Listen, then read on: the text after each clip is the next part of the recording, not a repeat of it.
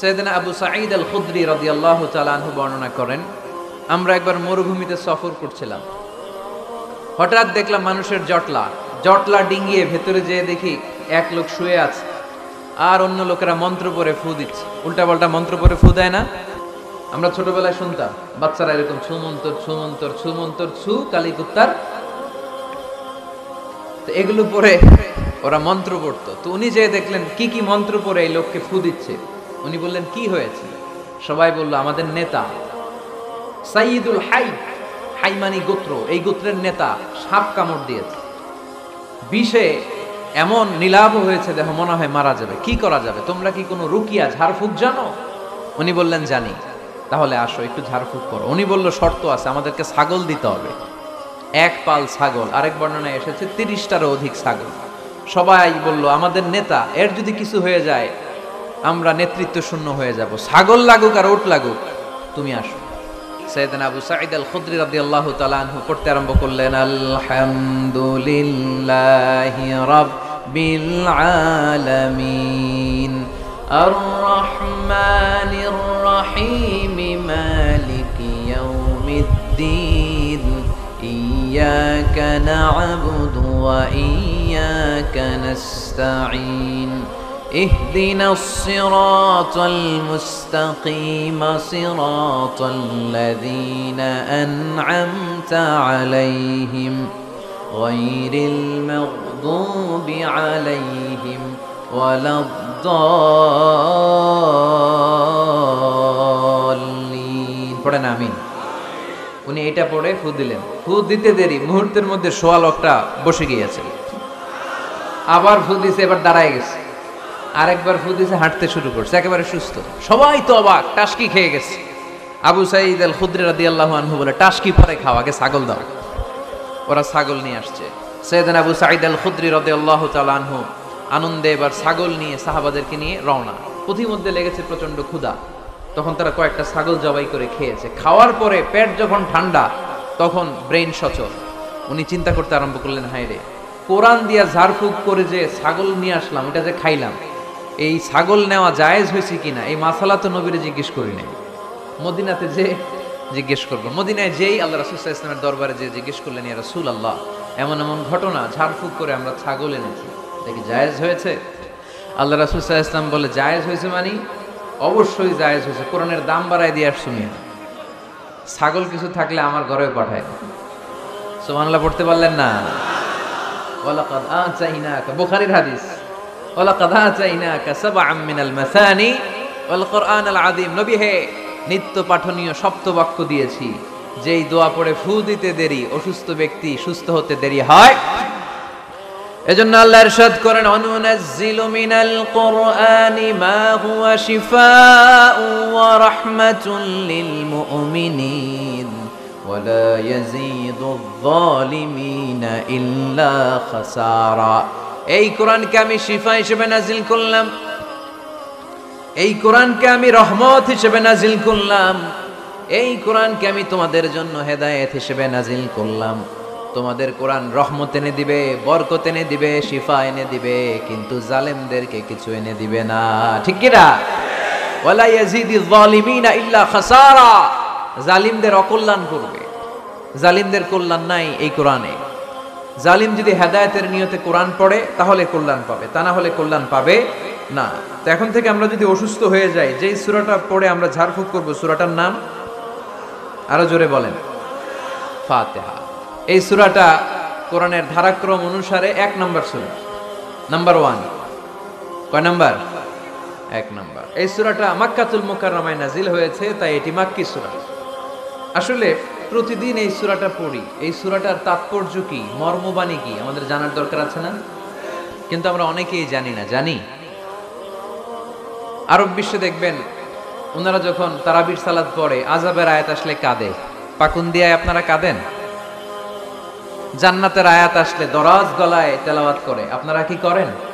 আমরা করি না। কারণ ওনারা কি পড়ছেন সেটা তাৎপর্য আর মর্মবাণী ওনারা অনুভব করছেন। আমাদের কখন যে আযাবের আয়াত গেল, কখন যে জান্নাত গেল, আর কোন দিক দিয়ে জাহান্নাম গেল, কোন দিক দিয়ে ইউসুফ নবীর কাহিনী গেল, কোন দিক দিয়ে আমার নবীর ঘটনা গেল কিছু টের পাই। শুধু আমরাই টের পাই না এমনটা না, যিনি পড়াচ্ছে উনিও টের পায় না, ঠিক কিনা? এজন্য আমাদের চোখ দিয়ে দাঁড় দাঁড় করে পানি নামে না, আমরা অশ্রুসিক্ত হই না। জান্নাতের আয়াত আসলে আমাদের মজা লাগে না, কোরআনটারে মজা লাগাইতে হবে, ঠিক কিনা? বুঝতে হবে মাতৃভাষায়। তো স্মার্টফোনের ভেতরে কিন্তু কোরআনের অ্যাপস ডাউনলোড করা যায়। কোরআনের অ্যাপস ডাউনলোড করবেন, করে আপনি পড়বেন, যা বলার আল্লাহ সব বলে দিয়েছে, নতুন করে আর কিছু বলবে না।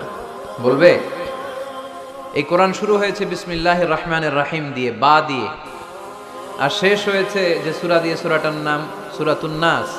ওই সূরা শেষ আয়াতটি এরকম, মিনাল জিন্নাতি ওয়ান নাস, শেষে সিন। বা আর সিন মিলালে কি হয়? বাস। এই বাস মানে যথেষ্ট, বাস মানে এনাফ, সাফিসিয়েন্ট। মাঝে মাঝে এরকম হয়, আমরা খাচ্ছি, আমাদের পাতে খাইতে পারি না, আরো তুলে দেয়, কারণ হুজুর একদিন পাইছে, খাওয়াইয়া আজকে মাইরা ফেলবে। তো আমরা বলি বাস বাস, আর লাগবে না ভাই, আর পারছি না, বাস মানে যথেষ্ট আমার জন্য। তো আল্লাহ বুঝাতে চাইলেন 30 পারায় যা দিয়ে দিছি হেদায়েতের জন্য, বাস যথেষ্ট, নতুন করে কোনো কথার দরকার নাই। চিল্লায় বলেন ঠিক কিনা? It's a problem solving methodology, it's not a problem creating methodology. কোরআন কখনো প্যাচ লাগায় না, প্যাচ খোলে। এই যে সুতা দিয়ে বাঁধতে গেলে অনেক সময় প্যাচ লেগে যায় না, এটার কি বলেন আপনারা? গিট্টু। এই কোরআন কি গিট্টু লাগায় নাকি গিট্টু খোলে? সমস্যা তৈরি করে না সমাধান এনে দেয়? সমাধান যদি চাই চোখ রাখতে হবে কোথায়? নাকি এটিএন বাংলার পর্দায়? আসিতেছে আগামী শুক্রবার ওই পর্দায়, রঙিন পর্দায়, রূপালী পর্দায়, যেই বইয়ের দিকে চোখ রাখতে হবে বইটার নাম কোরআন। কোরআন প্রিফেস অফ দ্য বুক, মানব সমস্যার সমাধান, সব কিছুর সমাধান এই সূরার ভেতরে দিয়ে দিয়েছে কে? এজন্য নতুন করে আল্লাহ কিছু বলবে না। এই মোবাইলের ভেতরে কোরআনের অ্যাপস ঢুকাবো আজকে আমরা, আজকেই, কালকে না। তাহলে প্রতিদিন কোরআন পড়বেন তো? সূরাটার নাম সবাই বলেন আর জোরে। আয়াত সংখ্যা মাক্কি না মাদানী? প্রথম আয়াতে আল্লাহ বললেন আলহামদুলিল্লাহি, আলহামদুলিল্লাহি, সকল প্রশংসার মালিক কে? তিনি হচ্ছেন রব্বুল আলামিন। হামদুন মানে প্রশংসা, হামদুন মানে কি? আর আলহামদু মানে সব প্রশংসা, সকল প্রশংসা। প্রশংসা হয় সুন্দরের, প্রশংসা হয় আল্লাহর চেয়ে সুন্দর কেউ আছে? ইন্নাল্লাহা জামিল ইউহিব্বুল জামাল। আল্লাহ সুন্দর, সুন্দরকে পছন্দ করে কে? আল্লাহরে এক নজর দেখার জন্য আমরা পাগল হয়ে যাব কিয়ামতের দিন। সব জান্নাতীরা বসবে, আল্লাহ বলবে এই জান্নাতীরা, কোরআনে যা যা কমিটমেন্ট আর প্রমিস দিছিলাম যে তোমাদেরকে দিব, সব পাইছো? সবাইকে পাইছি।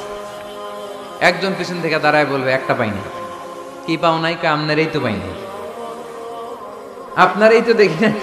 তখন আল্লাহ তাআলা হাজার হাজার নূরের পর্দার ভেতর থেকে ফোকাস দিয়ে আল্লাহর নূর, আল্লাহর সৌন্দর্য সেদিন জান্নাতীদের কাছে প্রকাশ করে দিবেন। আমরা যেন এইভাবে একসাথে বসে আল্লাহর নূর দেখতে পারি। আল্লাহ তুমি তৌফিক দাও। এজন্য আল্লাহ বললেন আলহামদুলিল্লাহি রাব্বিল আলামিন, প্রশংসার মালিক হলাম আমি আল্লাহ, আমি হলাম রব্বুল আলামিন। আলহামদু, সকল প্রশংসা। প্রশংসা করে শেষ করা যাবে? ওয়া ইন তাউদ্দু নি'মাতাল্লাহি লা তুহসুহা। তোমার হাতের আঙ্গুলের কড়াই যদি গুনতে শুরু করে দাও আল্লাহ কত নেয়ামত দিয়েছে, গুনে শেষ করা যাবে? এই পৃথিবীর সব সাগরের পানি যদি কালি হয়, গাছের পাতা যদি খাতা হয়, সাগরের পানি নিয়ে গাছের পাতার মধ্যে আল্লাহর প্রশংসা সুবহানাল্লাহ আলহামদুলিল্লাহ লিখতে লিখতে সব গাছের পাতা যদি শেষ করে দেই, সাগরের সব কালি যদি শেষ করে দেই, আল্লাহর প্রশংসা করা শেষ হবে? এজন্য আল্লাহ বললেন কুল্লাউ কানাল বাহরু মিদাদান লিকালিমাতি রাব্বি লানাফিদাল বাহরু ক্বাবলা আন তানফাদা কালিমাতু রাব্বি ওয়ালাউ জিনা বিমিসলিহি মাদাদা। সাগরের সব পানি যদি কালি হয়ে যায়, এই কালি দিয়ে আল্লাহর প্রশংসা লিখতে শুরু করলে সাগরের পানি শেষ, কিন্তু প্রশংসা শেষ হবে নাকি? জোরে বলেন। এজন্য প্রশংসা করতে হবে একজনের, তিনি কে? আল্লাহর প্রশংসা করব বেশি বেশি নাকি কম কম? আরো জোরে, বেশি বেশি না কম কম? আল্লাহর প্রশংসা করতে হবে বেশি বেশি। এজন্য আল্লাহর প্রশংসা চলবে কম কম না বেশি বেশি? আলহামদুলিল্লাহি রাব্বিল আলামিন। সকল প্রশংসার মালিক হচ্ছেন আল্লাহ তাআলা, তিনি হচ্ছেন রাব্বিল আলামিন। আমার আল্লাহর একটা চমৎকার নাম হচ্ছে রব। আল্লাহর নাম কি? কবরের প্রথম প্রশ্ন কি? আমরা উত্তরে কি বলবো? আমাদের রব কে? আবার আমরা যখন অন্যায় করে ফেলি, ভুল করে ফেলি, নফসের উপরে জুলুম করে ফেলি, তখন যেই দোয়াটা পড়ি, ওই দোয়ার শুরুতেও রবের নাম আছে না নাই? দোয়াটা পড়েন, রব্বানা যালামনা আনফুসানা ওয়া ইল্লাম তাগফির লানা ওয়া তারহামনা লানাকুনান্না মিনাল খাসিরিন। আবার যখন আমাদের জ্ঞানের দরকার, আল্লাহর কাছে জ্ঞান চাই, বিদ্যা চাই, ওই দোয়ার শুরুতেও রবের নাম আছে না নাই? রব্বি জিদনি ইলমা। আওয়াজ করে পড়েন, রব্বি জিদনি ইলমা। ও আল্লাহ, জ্ঞান বাড়িয়ে দাও। জ্ঞান বাড়িয়ে দেয় কে? তার মানে সব জায়গায় রবের নাম আছে না নাই? আমার আল্লাহর একটা চমৎকার নাম হচ্ছে রব। আল্লাহর নাম কি? সবাই বলেন তো। সবাই যদি আল্লাহর নামটা আওয়াজ করে নিতেন, এরকম আওয়াজ হতো? আল্লাহর নামগুলো খুব ভালোবাসার সহকারে নিবেন। আল্লাহর একটা নাম হচ্ছে রব। চিল্লায় বলেন, কি নাম? রব।